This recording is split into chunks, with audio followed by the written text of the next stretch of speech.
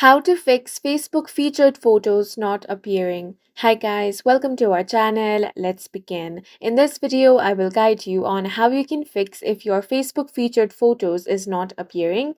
The first thing you want to do is check if your Facebook is updated. For that, you want to open up Play Store or App Store. Then you want to tap on the search bar. Here, you simply want to search for Facebook.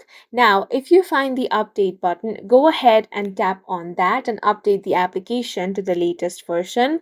After you have updated the application, any bugs will be fixed and your Facebook featured photos will also appear.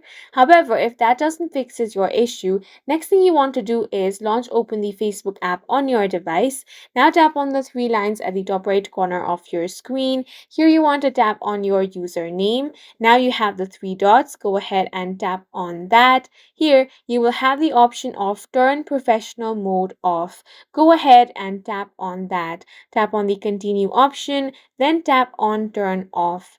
After you have turned off the professional mode, you want to head back and you will be able to see the featured photos.